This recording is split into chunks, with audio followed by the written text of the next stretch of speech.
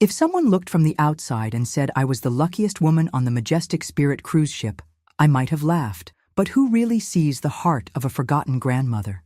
The last week of June in Tampa always brings the real start of summer.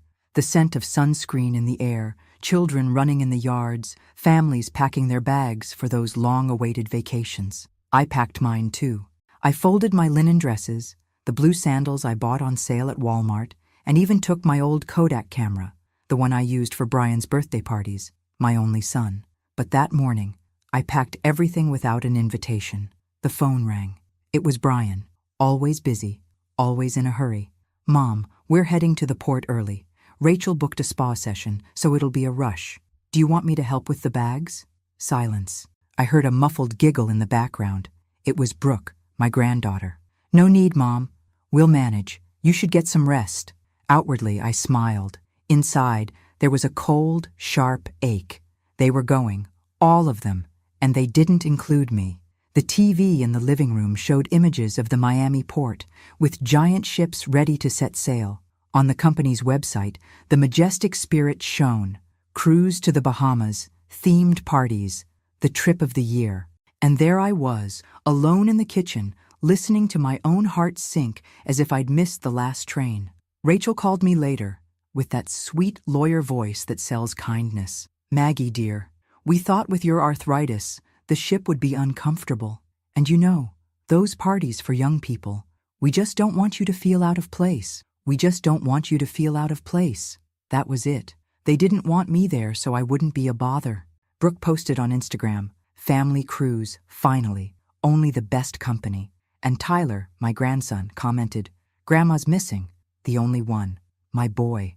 That night, I tried to convince myself it was for the best. Vacations without the elderly are easier, less awkward for them, more carefree. But the truth cut deep inside. I was the disposable old lady, the dead weight. On the morning of the departure, I made a point to stop by the port. I wore a red dress, new lipstick, and a forced smile. I pretended it was just to say, "Hi," but deep down, I wanted to be there, part of it, part of the family. They arrived in a rented SUV. Rachel, impeccable. Brooke with huge sunglasses, her blonde hair perfect. Brian barely looked at me. The couple's friends, all young, loud, with that superior attitude that laughs at old folks. They came over, greeting me with that fake enthusiasm reserved for retired teachers and grandmothers at family parties. "You really don't want to board, Maggie?" one of the friends asked, already knowing the answer. Everyone smiled, but I saw the look between Brian and Rachel. I saw Brooke glancing sideways, texting on her phone. I was the unnecessary decoration at the farewell. As they walked away, I clearly heard Rachel's voice to the captain. "Luckily, she's not coming. Imagine having to take care of an old lady during the cruise." And the captain, laughing, "Much better this way. The trip will be much lighter for you." My throat tightened. I saw Tyler approach, visibly uncomfortable. "Grandma, don't mind them. I wanted you with us." I hugged my grandson like he was my last anchor in a sea of disappointment. I took a step back. I watched my family disappear among passengers and suitcases, hugged by arrogant friends, pampered by the captain. And there, alone on the dock, I made a promise to myself. I would never again let them treat me as if I were invisible. The ship left. The sun shone high. The sea reflected promises that weren't for me. But only I knew the secret buried at the bottom of that ship, and how soon everything would change. If you want to hear even stronger stories without ads, join the VIP group using the link in the pinned comment. If there's a pain worse than being left behind, it's realizing, without anyone having to say it, that your presence isn't wanted, but the universe has its own way of setting things right. And that night, everything started to change. I got home, my suitcase still closed in the hallway. I sat in the old armchair in the living room, listening to the echo of Rachel and her friends' laughter. I picked up my phone. Tyler had sent me a message. "Grandma, I really wish you were here. Don't mind them. If you can, write me back." I read it 3 times. I took a deep breath. My grandson was the only bridge that still connected me to the family, the last trace of true affection. The next morning, I turned on the TV. The news was showing the Majestic Spirit's departure. Luxury ship sets sail for the Caribbean with celebrities on board. I recognized Rachel's silhouette, smiling next to the captain, posing for pictures. It didn't take long for the first photos to pop up on Instagram. The group at the casino, the glowing pool, everyone beaming, except Tyler. In most of the pictures, he was off to the side, looking lost. I tried to distract myself, made pancakes with maple syrup, a tradition since Brian was little. But with every bite, my throat tightened. My phone rang, an unknown number. "Mrs. Bennett, this is the Majestic Cruises office. Could you come in for a meeting with our legal department?" My knees shook. "A meeting? Now?" "It's about renewing your partnership contract, ma'am." The voice was formal, polite, leaving no room to refuse. I grabbed the first taxi of the morning. The Majestic Cruises building was all glass, with American flags waving at the entrance. The air conditioning was freezing, the smell of strong coffee and fresh donuts in the air. "Welcome, Mrs. Bennett." A young executive led me into a meeting room. I sat down, looking at the picture on the wall, a huge photo of the Majestic Spirit crossing the blue sea. "You hold a significant share in our company. The new contract grants you a higher profile in the ship's management, including veto power over strategic decisions." He slid a contract across the table. Inside, I exploded with panic and anger. "They have no idea. No one in my family knows." I signed. The amount? $300,000, paid in 3 installments. Enough money to change anyone's future. My secret was safe, for now. I left the meeting trembling with emotion. My family, so focused on leaving me out, had no idea of the power I held in my hands. That night, Tyler called me secretly from his cabin on the ship. "Grandma, I wish I was there with you. All they care about is partying. It's not actually fun." My voice cracked. "I love you, Tyler, and I promise, before you know it, you'll understand who I really am in this story." Rachel, Brian, Brooke, and their friends were posting snobbish stories from the fancy restaurant dinner, making fun of the boring old people at the nearby tables. I listened to the audio clips, feeling my chest tighten more and more. "She would have just gotten in the way, right?" Rachel laughed, thinking the video was private. That night, I drank wine alone on the porch, looking up at the Tampa sky. Every star seemed to laugh at me, but I laughed right back. If only they knew the tide is turning. If you've made it this far, subscribe to the channel for more stories like this. You won't believe what's still to come. During cruise week, my days in Tampa felt endless. With every new post, Brian, Rachel, and their friends made a point of showing just how well they were doing without me. Photos of champagne at sunset, lavish tables on the deck, laughter around the infinity pool. And always in the background, Brooke, my granddaughter, laughing out loud at some joke, admiring her own reflection in her phone. I tried not to let it get to me, but Rachel's voice, captured in a video that went viral in the family group, hit me hard. Good thing Maggie stayed behind. Imagine her here, watching every glass, complaining about the music volume. She'd ruin the whole trip. Even Tyler, my dear grandson, was ignored in several photos. I felt sorry for him. He tried to send me updates secretly through WhatsApp. "Grandma, Brooke barely talks to me. Dad only hangs out with the captain and the rich friends. I feel weird here. I miss you." I wanted to hug him, to tell him everything would be okay. But deep down, I knew that trip was just another act in the big theater my family had been staging for years. On the 4th night, I couldn't take it anymore. I went down to the Tampa port and stood watching the ships lit up on the horizon. There was the Majestic Spirit, so close yet so far. I smelled the salty air, felt the damp breeze, heard the seagulls crying. I closed my eyes. I deserved to be there. Not out of pride, but because no one, absolutely no one, has the right to turn a mother or grandmother into an invisible burden. When I got home, there was a white envelope under my door. "Important," it read on the front. I opened it. It was a copy of the newly signed contract confirming my status as majority partner and my rights to oversee and manage the ship. At the bottom, in gold letters, "Majestic Spirit, the sea is yours." That night, Tyler sent me a voice message, his voice shaky. "Grandma, everyone went to dinner with the captain and his friends. They told me to order pizza in the cabin. I just wish you were here." I felt my heart break. No one realizes the power of a simple gesture until they see someone they love being forgotten. My mind was made up. The moment for my turning point would come. And when it did, no one would ever dare call me a burden again.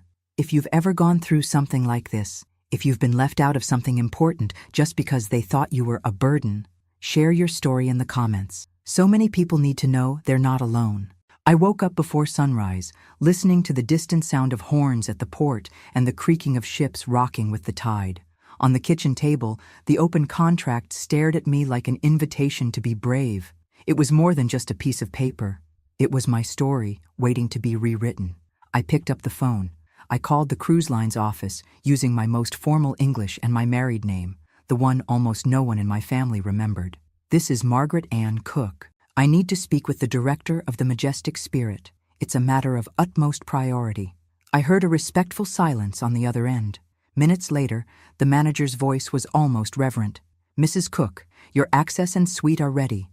The captain will receive your instructions as soon as you board. Do you need transportation?" I felt a dangerous kind of joy, the kind that's part adrenaline, part fear, and part certainty that you're about to do something big.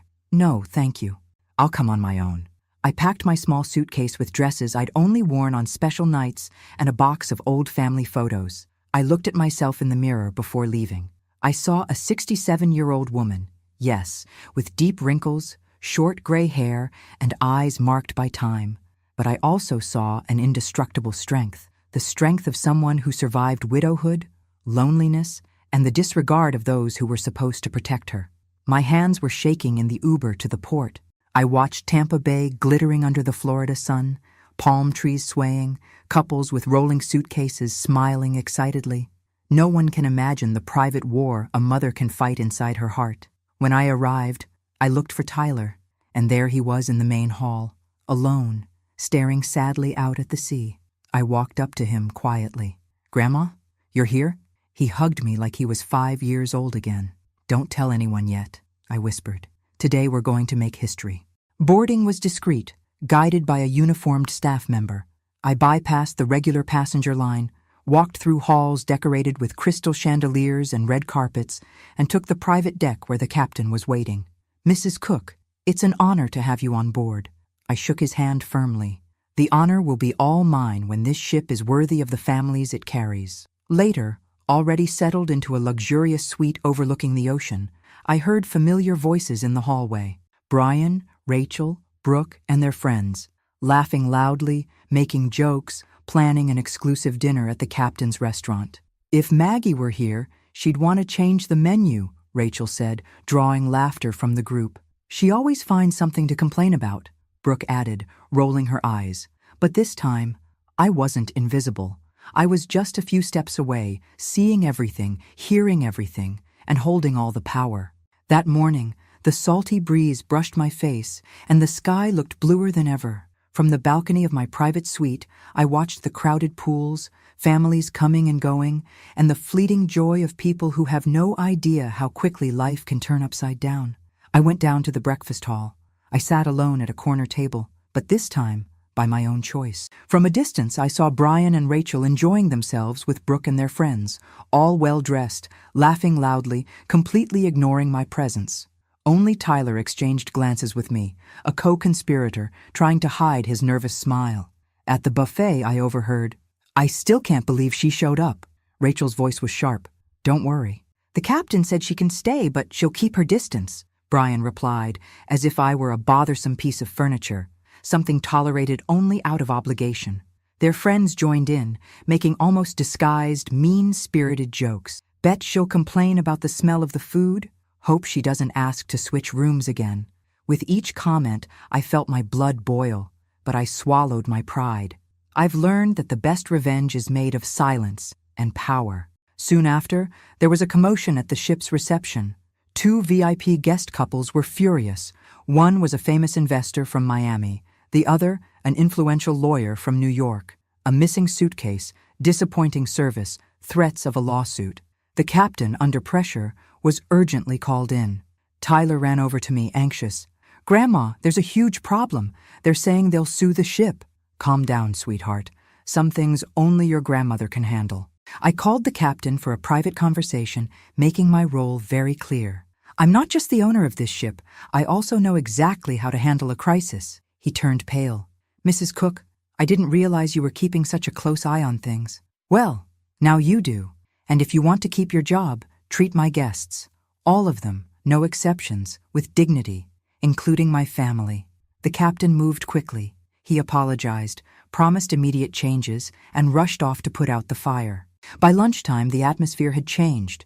Brian, Rachel, and their friends kept up their silent rejection. But little by little, I noticed their surprise as staff members began treating me with unusual respect. "Do you need anything, Mrs. Cook? Are you comfortable in your suite?" Rachel went pale. Brooke, suspicious, whispered to Brian, "Why is everyone fussing over your mom?" At dinner, their table was the loudest in the main dining room. But at the height of the party, a message from the captain echoed over the loudspeaker. "Would Maggie Cook please report to the captain's deck?" Everyone looked at me, and for the first time, their arrogance faltered.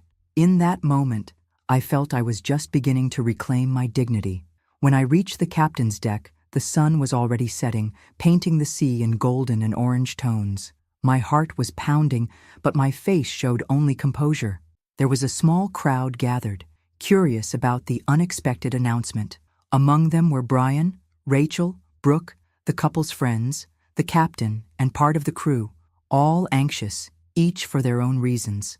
The captain cleared his throat. "Ladies and gentlemen, please allow me to make a special announcement. Today, we have the honor of welcoming aboard the owner of this ship, Maggie Cook."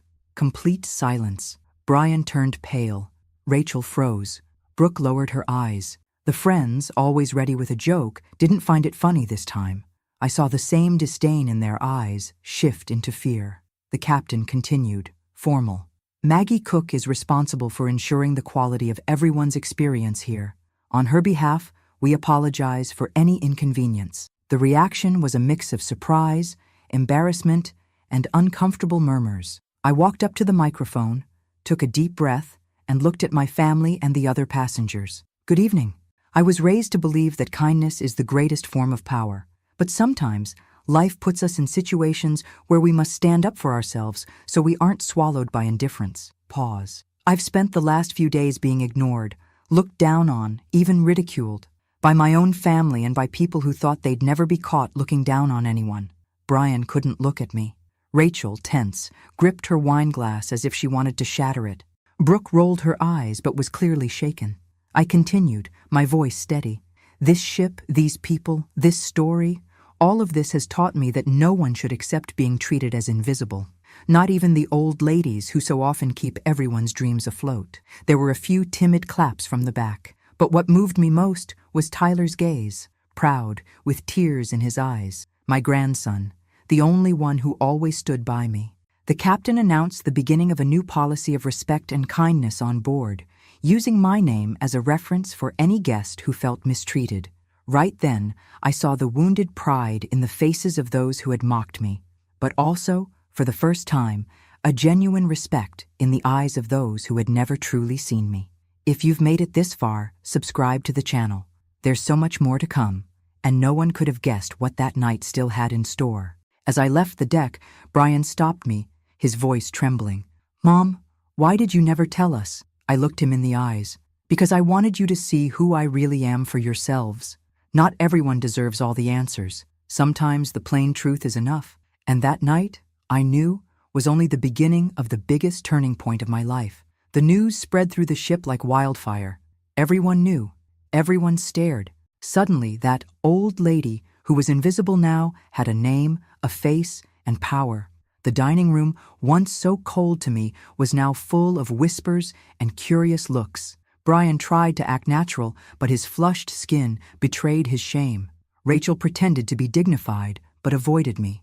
Brooke, who had mocked my outdated dress at the previous dinner, now forced fake smiles. That night, as jazz played in the main hall, I sat alone, or so I thought. Tyler, my grandson, came over with 2 glasses of lemonade. "Can I sit with you, Grandma?" He was the only honest face in that storm of convenience. We talked about music, about how the ship's hamburgers didn't come close to the ones I used to make in Ohio in the 90s. "You know, Grandma, I always thought you were different, stronger. Sometimes, Tyler, being strong just means not giving up when everyone wants you to disappear." In the middle of the night, an incident changed everything. A group of passengers, close friends of the captain, known for demanding special treatment, got into trouble in the VIP section of the casino. There were accusations of discrimination against staff and a small commotion. I was called in as the owner of the ship. Everyone was there, including my son and Rachel, trying to avoid any responsibility. "Mrs. Cook, we need your decision." The captain looked smaller now. I listened to each side, analyzed the situation, and very clearly ordered the expulsion of those responsible, even though they were friends of the captain and known by my family. I explained in front of everyone that respect and justice were more important than any social ties. "If you can't accept the rules on my ship, you're not welcome." Some guests applauded. Others, including Brooke, looked at me as if they were seeing a ghost. Brian stood frozen, speechless. The next morning, the ship's daily paper already read, "Ship owner makes historic decision, defends crew." My phone exploded with messages from other guests thanking me. I even received a handwritten card from a lady named Helen, who'd never had the courage to complain about mistreatment by the staff. She thanked me for being the real deal in charge. And in this atmosphere of tension and justice, Tyler hugged me in the hallway. "If I ever become half the person you are, Grandma, it will have been worth it." I answered softly, my voice trembling. "One day, this ship will be yours, Tyler, because only those who know how to value others deserve to chart the course for them. If you've ever wanted to shout to the world that you deserve respect, like and share. Don't let this story go unnoticed. Your voice might be the next turning point for someone." That night, lying down and looking out at the dark sea through my cabin window, I thought, I'm no longer invisible. But the good kind of revenge was just beginning. The next morning brought a strange silence to the ship. The passengers greeted me with a shy respect, as if I had changed overnight. Tyler, now proud, walked by my side along the deck, smiling at people who used to ignore him. Brian and Rachel avoided crossing paths with me, always making up excuses, and their friends, the ones who always cut me out of conversations, looked down, embarrassed, every time I walked by.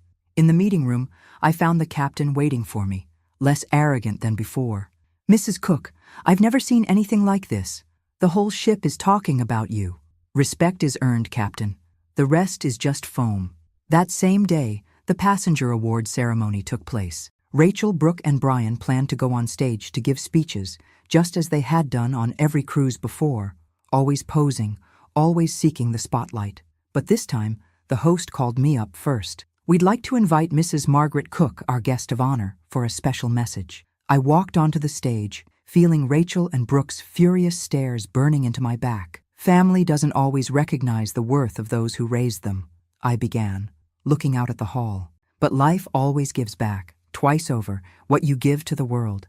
I spoke about dignity, about being cast aside by those who should protect us, about the scars family rejection leaves, but also about gratitude and second chances. Tyler cried in the audience.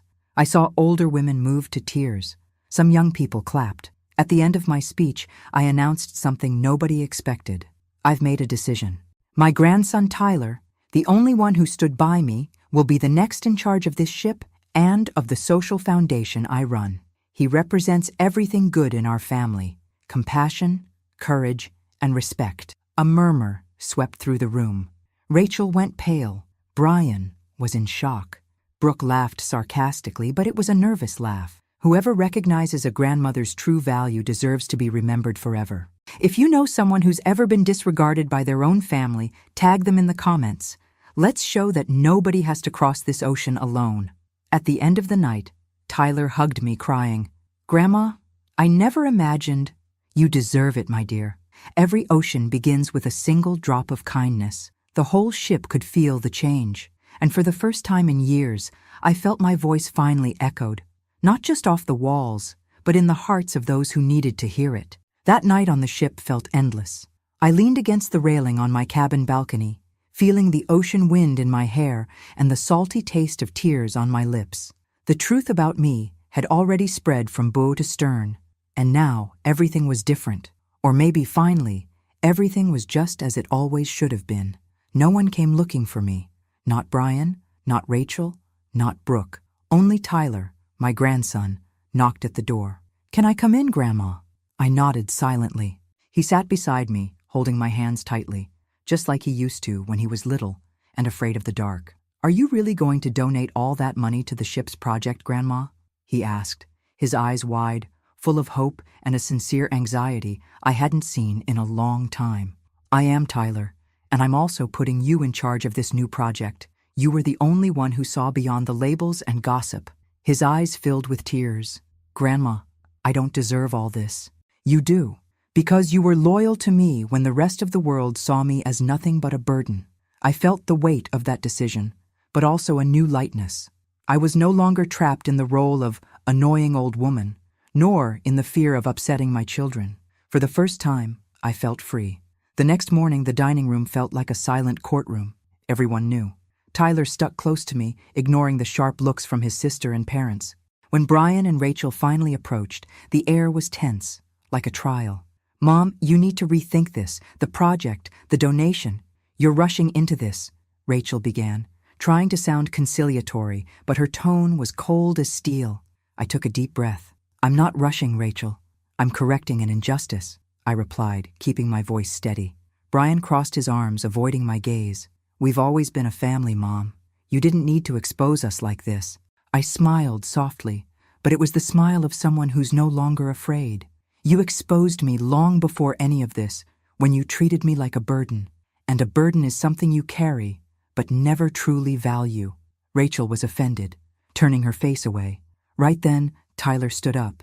"You know, Dad, Mom, I don't want any of Grandma's money, but I want to be someone she's proud of. You always said she just got in the way, but to me, she was always my safe harbor." The silence hurt more than any words. I looked around, feeling the eyes of strangers, friends, even the captain. Everyone suddenly, truly saw me. And if you've ever felt invisible in your own family, comment below, share. Your words might help someone feel less alone. I left before the tears could fall. Tyler came with me. At my cabin door, he said, "Grandma, if I ever become half the person you are, I'll be happy." Pride and gratitude overflowed inside me. The sea outside was vast, infinite, and this time I was the one steering the ship of my life. I closed my eyes and promised, "Tomorrow, at last, it will be time for my final revelation." Want to know how it all ends? If you've made it this far, subscribe to hear part 2 in a few days. I woke up before sunrise. The ship rocked gently, and for a moment, I was that little girl again, dreaming of endless horizons. Only this time, I was at the helm. I put on my best blue coat, pinned my hair back with the old family brooch, and opened the curtains. The day was bright, the sky cloudless. It was the perfect setting for a new beginning. At breakfast, the dining hall was packed. Everyone was whispering, sneaking glances my way. Brian and Rachel's friends, the captain, even the staff seemed anxious. Brooke ignored me. Rachel wore a fake smile. Brian tried to act natural, but couldn't hide his nerves. Only Tyler was calm, right by my side, proud. When the captain took the microphone for the day's announcements, he called for my attention. "Maggie, would you like to say a few words?" I stood up. My hands trembled, but my voice came out stronger than ever. "I know many here judged me before knowing who I really was. I know what it's like to be ignored, ridiculed, called an annoying old woman. I know what it's like to hurt, not in the bones, but in the soul." A heavy silence filled the room. I continued, "But today, I want to say thank you, because it was thanks to that rejection that I discovered what I'm really made of. I didn't come here seeking revenge. I came to show that respect, loyalty, and compassion still matter, and that it's never too late for a new beginning." I saw Rachel's eyes fill with tears, Brian looking away, Brooke biting her lips in anger. The captain looked proud, or maybe ashamed by what he'd witnessed. And to close this chapter, I'm announcing here the creation of the Horizon Project on our ship, a fund to support elderly people in situations of abandonment. My grandson Tyler will be responsible, and he'll receive half the invested amount, $300,000, to lead this project with ethics and courage. I turned to Tyler, overcome with emotion, because in the end, what we leave behind isn't money, it's legacy. The hall erupted in applause. For the first time, I felt everyone was truly with me. Tyler was crying, the staff smiling, and even some of the couple's friends looked impressed. At the end, Brian came up to me, his voice trembling. "Mom, I'm sorry. I forgive you, but I won't forget." That's life, son. We learn through love or through pain. I hope you make better choices from now on. When I stepped out onto the balcony to look at the sea, Tyler hugged me. Grandma, you changed my life. I smiled. And you changed mine. Never forget, the one who laughs last, laughs best. The ship sailed on, carrying with it a new story, mine.